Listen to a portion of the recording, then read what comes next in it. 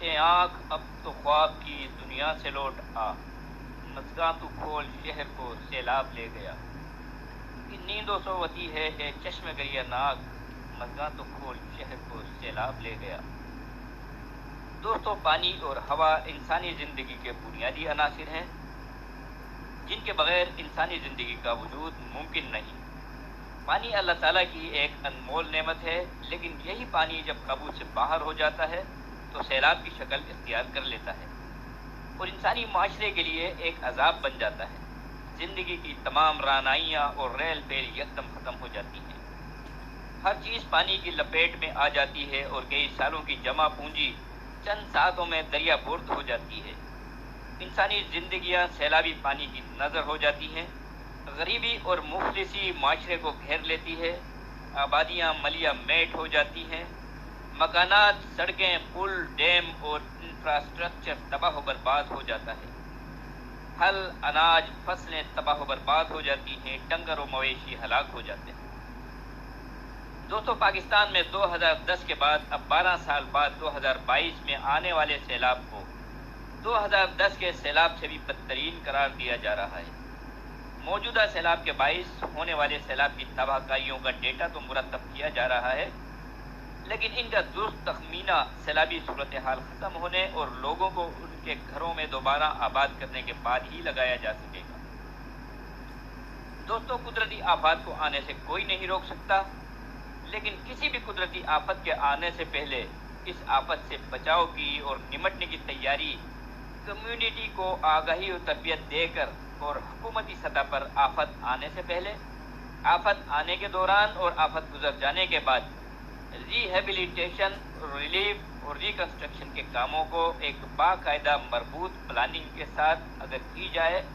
تو جانی اور مالی نقصانات کی شدت کو کم سے کم ضرور کیا جا سکتا ہے۔ یہی وجہ ہے کہ جاپان، چین، امریکہ اور ترقی یافتہ ممالک میں کسی بھی بڑے سے بڑے ڈیزاسٹر کی صورت میں ہلاک و زخمی ہونے والے افراد کی تعداد بہت ہی کم ہوتی ہے۔ دوستو، ڈیزاسٹر مینجمنٹ سائیکل 4 فیزز پر مشتمل ہوتی ہے، جو کہ پریپیئرڈنیس، ریسپانس، ریکوری، میٹیگیشن ہے۔ باقی مرحلے جو کہ early warning system, search and rescue, emergency relief, rehabilitation اور ریکنسٹرکشن اور پریونشن ڈیزاسٹر مینجمنٹ سائیکل کے ذیلی مرحلے ہیں۔ اگر ان تمام مرحلوں کو پوری محنت سے جدید تقاضوں کے مطابق پورا کیا جائے تو ہم بڑی سے بڑی قدرتی آفت کے نتیجے میں ہونے والے جانی و مالی نقصانات کو ضرور کم سے کم کر سکتے ہیں۔ دوستو، آپ کو یاد ہوگا کہ مونسون 2022 شروع ہوتے ہی میں نے اپنے YouTube channel safety with Naeem Yousuf, Facebook, Instagram اور ٹویٹر پر بارشوں میں حفاظت، بارشوں میں کرنٹ سے حفاظت، بارشوں میں محفوظ ڈرائیونگ کیسے کریں، بارشوں کے خطرات سے اپنی جان کو کیسے بچائیں، قربانی کے قیمتی جانوروں کو بارش سے کیسے حفاظت کریں، مونسون میں بارش کی تباہ کاریوں سے حفاظت کیسے کی جا سکتی ہے، بارش کے دوران آسمانی بجلی سے بچاؤ کیسے کیا جاتا ہے، بارش کے موسم میں زہریلے کیڑوں اور حشرات سے حفاظت کیسے کی جاتی ہے، بارش کے موسم میں سیلاب کی صورت میں سانپ بھی نکل آتے ہیں گاؤں وغیرہ میں، تو سانپوں کے ڈسنے سے حفاظت، پاکستان میں آنے والے سیلابوں کی تاریخ، پاکستان میں سیلابوں کی قسمیں، وجوہات، تباہ کاریاں اور ان سے بچاؤ کے طریقے، کلاؤڈ برسٹ، بادلوں کا پھٹنا کیا ہوتا ہے، اس سے کیا نقصانات ہوتے ہیں اور یہ کیسے بادل پھٹتے ہیں اور ان سے بچاؤ کیسے ہوتا ہے۔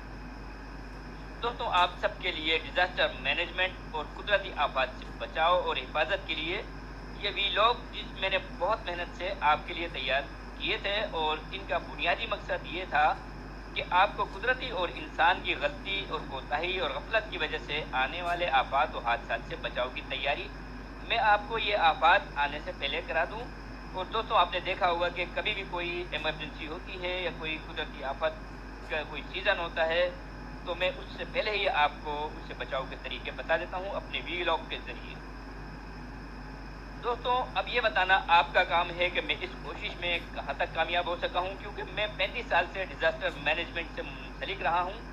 اور یہ میرا قومی، اخلاقی اور انسانی فرض ہے کہ میں آپ کو آفات کے خطرات سے آگاہی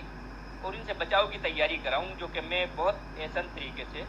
کر سکتا ہوں۔ دوستوں، میری آخری بات غور سے سنیں۔ قدرتی آفات کو آنے سے کوئی نہیں روک سکتا۔ قوموں کی زندگی میں ایسے آزمائش کے لمحات، ایسی مشکل گھڑیاں آتی رہتی ہیں۔ ان آزمائش کے لمحات میں آنکھیں بند نہیں کی جا سکتی۔ وطن اور اہل وطن کے دکھ، درد، تباہی اور بربادی،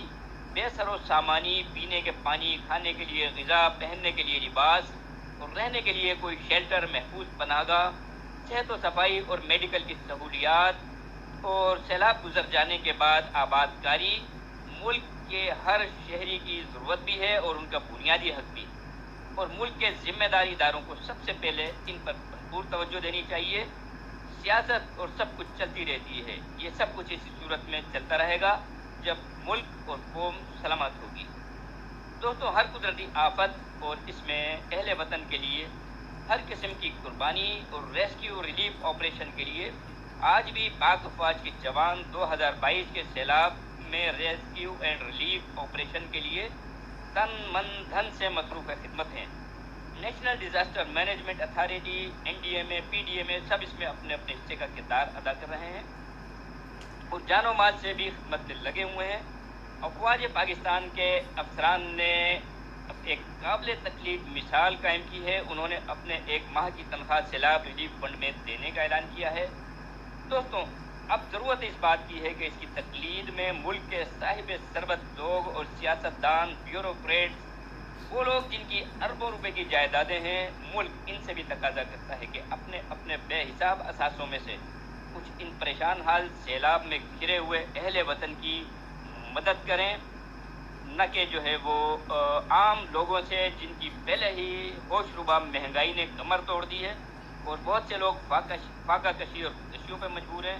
کہ ان سے کہا جائے بلکہ یہ صاحب ثروت لوگ اور یہ سیاستدان آگے بڑھیں اور صدقہ اور خیرات سمجھ کر ہی اپنے بھائیوں کی مدد کریں۔ اپنے تمام سیاسی اور ذاتی اختلافات اور مصروفیات کو بالائے طاق رکھ کر کہ ملک اور قوم اس وقت آپ کی مدد کی ضرورت ہے، ملک اور قوم کو اس وقت آپ کی مدد کی ضرورت ہے۔ باہر کسی کی امداد کے منتظر ہونے سے پہلے اپنی مدد آپ کرنے کا سبق سیکھیں۔ اپنے اہل خانہ، اپنے ساتھ چلنے پھرنے رہنے بسنے والوں کی مصیبت میں گھرے سیلاب میں پھنسے لوگوں کا بہت خیال رکھیے، اور اللہ تعالیٰ اس پوری کائنات کو، پوری انسانیت کو، میرے وطن کو، اہل وطن کو،